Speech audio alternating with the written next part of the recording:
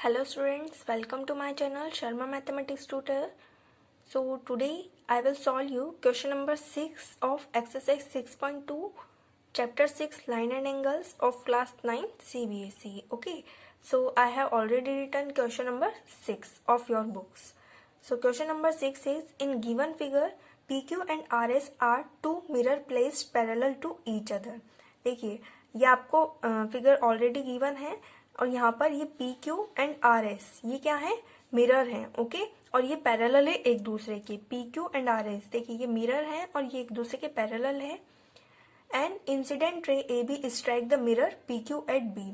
और देखिए यहाँ पर ए बी ये कौन सी है, इंसिडेंट रे है. ओके, मतलब ये यहाँ से आ रही है और पी क्यू मिरर पर टकरा रही है. ओके, किस पॉइंट पर, बी पॉइंट पर. Okay, at reflected ray move along the path B C. और यहाँ पर ये टकराकर वापस क्या हो रही है, रिफ्लेक्ट हो रही है. ओके, किस पाथ पर, बीसी पाथ पर. ओके, ये वापस रिफ्लेक्टेड हो रही है. ए बी यहाँ पर आती है और फिर यहाँ पर इस मिरर से टकराकर वापस रिफ्लेक्टेड हो जाती है BC. Okay, and strikes the mirror R S at C. और फिर क्या होती है, ये बीसी वाली जो रे है ये रिफ्लेक्ट हो रही है और आर एस मिरर पर किस पॉइंट पर स्ट्राइक हो रही है, सी पॉइंट पर. ओके, सी पॉइंट पर टकराती है और वापस क्या हो रही है, फिर रिफ्लेक्ट हो रही है and again reflect back along C D. और वापस क्या हो रही है, रिफ्लेक्ट हो रही है सी डी के थ्रू. ओके, तो हमें क्या प्रूफ करना है, ए बी पैरेलल है सी डी के. देन ए बी ये incident ray and C D ये रे क्या है, पैरेलल है. ये हमें प्रूफ करना है. और यहाँ पर गिवन क्या है कि पी क्यू और आर एस पैरेलल है.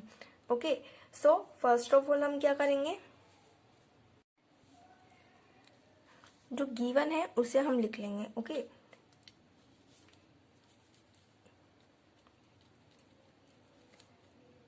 गिवन क्या है आपको यहाँ पर, पी क्यू पैरेलल है आर एस के. Okay, and A B B C और सी डी ये क्या है, रेज है. A B B C and C D, A B B C और C D are rays. Okay, second हम क्या करेंगे, जो हमें प्रूव करना है. ओके, प्रूव दैट हमें प्रूव करना क्या है, A B parallel to C D.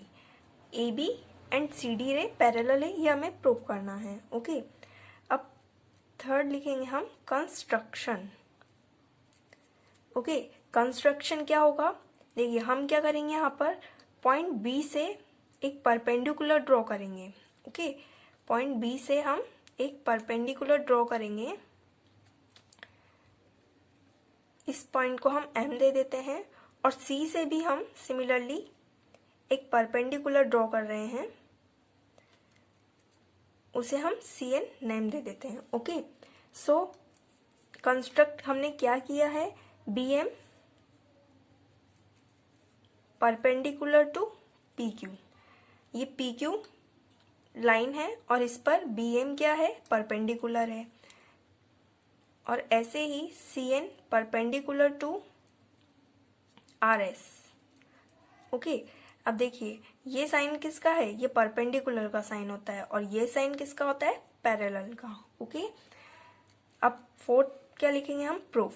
Okay, हमने गिवन है जो लिख दिया है, प्रूफ क्या करना है वो भी लिख दिया है, कंस्ट्रक्शन हमने क्या कंस्ट्रक्ट किया है वो हमने यहाँ पर बता दिया है. अब हम प्रूफ क्या करेंगे, वो अब हम प्रूफ कैसे करेंगे वो सॉल्व करेंगे. Okay, so first of all B M parallel to C N. Okay, देखिए बी एम परपेंडिकुलर था पी क्यू पर और सी एन परपेंडिकुलर था आर एस पर. और पी क्यू और आर एस, पी क्यू और आर एस दोनों क्या है, पैरेलल है. ओके, तो ये बी एम और C N, B M and C N ये दोनों परपेंडिकुलर्स भी क्या होंगे, पैरेलल होंगे. अब क्यों होंगे, perpendiculars on parallel are also parallels. देखिए ये पैरेलल लाइन से पी क्यू और आर एस, तो इन पर बनने वाले जो परपेंडिकुलर्स होंगे वो भी पैरेलल होंगे क्योंकि पैरेलल लाइंस पर बनने वाले परपेंडिकुलर पैरेलल्स होते हैं. ओके, सो यहाँ से ये पैरेलल हो जाएंगे बी एम और C N perpendiculars. Okay, so यहाँ हम रीजन लिख देंगे.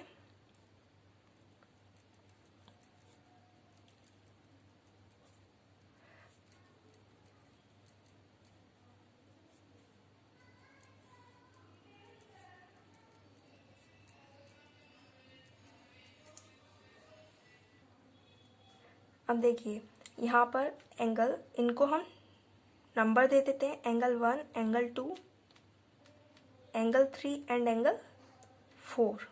ओके, यहाँ पर बनने वाले एंगल्स को हमने नंबर दे दिए हैं, angle 1, angle 2, angle 3 and angle 4। Okay, अब देखिए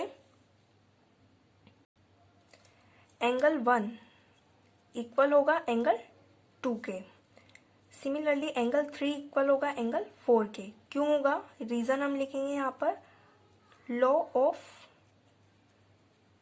रिफ्लेक्शन, लॉ ऑफ रिफ्लेक्शन, ये रीजन है इसका। ओके, एंगल 1 इक्वल एंगल 2 के और एंगल 3 इक्वल एंगल 4 के, ये दोनों इक्वल आपस में इक्वल होंगे और ये दोनों एंगल्स भी आपस में इक्वल हैं। ओके, लॉ ऑफ रिफ्लेक्शन, आपने 8th क्लास में पढ़ा है कि एंगल ऑफ इंसिडेंट इक्वल होते हैं एंगल ऑफ रिफ्लेक्शन। ओके,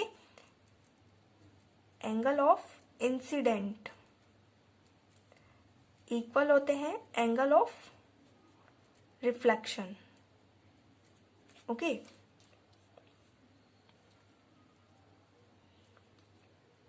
मतलब कि जितने डिग्री का एंगल ये आने वाली रेज बना रही है उतने डिग्री के एंगल से ये वापस चली जाती है। ओके, तो ये angle of law of reflection है, यहाँ से ये एंगल्स इक्वल होंगे। ओके, आप इसे इक्वेशन 1 दे दीजिए। ओके,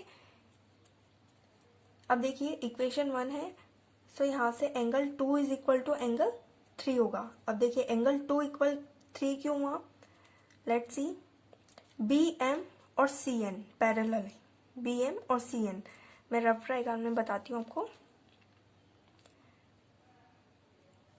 देखिए ये बी एम और ये सी एन, ये है बी एम लाइन और ये है सी एन लाइन। ओके, आप इसे आगे बढ़ा सकते हैं, तो ये पैरेलल है, ये हमने प्रूफ कर दिया था यहाँ से, बी एम पैरेलल है सी एन के। और मान लीजिए बी सी ट्रांसवर्सल है, ये बी सी क्या है, ट्रांसवर्सल है। ओके, देन एंगल 2 और 3, देखिए एंगल 2 कहाँ बन रहा है, इस जगह एम बी सी, और एंगल 3 कहाँ बन रहा है, एन सी बी, एंगल। तो ये एंगल पैरेलल लाइन्स है और ट्रांसवर्सल कर रहा है, तो एंगल 2 और एंगल 3 इक्वल होंगे। कौन से एंगल है ये, ऑल्टरनेट इंटीरियर एंगल्स। कौन से एंगल है ये, ऑल्टरनेट इंटीरियर एंगल्स। ओके, इसलिए एंगल 2 और एंगल 3 क्या होगा, इक्वल होगा। आप इसे इक्वेशन 2 नंबर दे दीजिए। Okay, so by the equation 1 and 2, अब देखिए हम कंक्लूजन क्या निकालेंगे। देखिए इक्वेशन 1 एंड 2 से एंगल 1 इक्वल है एंगल 2 के, एंगल 1 इक्वल है एंगल 2 के, और एंगल 2 किसके इक्वल है, 3 के, और एंगल 3 किसके इक्वल है, 4 के। तो ये हमें कंक्लूजन मिल गया यहाँ से, किससे, बाय इक्वेशन 1 एंड 2 से। ओके, इक्वेशन 1 एंड 2 से हमने ये कंक्लूजन फाइंड आउट कर लिया है कि 1 2 के इक्वल है, 2 3 के इक्वल है और 3 4 के इक्वल है। दैट इज ये सारे एंगल आपस में इक्वल है। ओके, ये सारे एंगल एक दूसरे में इक्वल है। ओके, देखिए अब अगर हम एंगल 1 और 2 को प्लस करते हैं तो और एंगल 3 और 4 को प्लस करते हैं तो जितना इनका सम होगा उतना ही इनका सम होगा। ओके, क्योंकि ये सभी इक्वल हैं। Okay, so angle 1 plus angle 2 is equal to angle 3 plus angle 4। Okay, देखिए मान लीजिए अगर एंगल 1 अगर ये एंगल है 50 डिग्री का। ओके, मैं यहाँ पर रफ में बताती हूँ, अगर ये एंगल 50 डिग्री के, सारे एंगल इक्वल हैं। ओके, अगर ये है 50 डिग्री के तो मान लीजिए 1 प्लस 2 मतलब 50 plus 50 equal 3 plus 4 that is 50 plus 50। तो 50 प्लस 50 100 और 50 प्लस 50 100 इक्वल आए।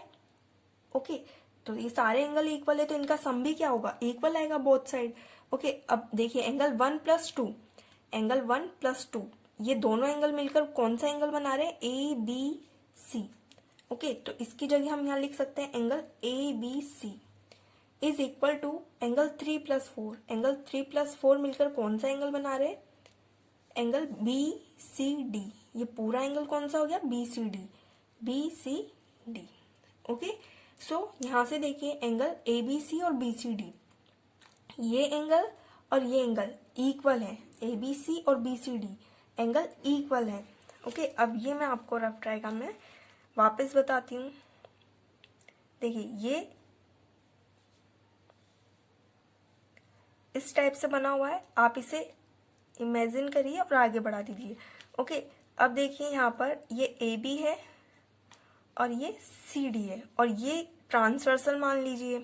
ओके, अब यहाँ पर आपको आ गया है कि ABC और BCD ये दोनों एंगल क्या है? इक्वल है।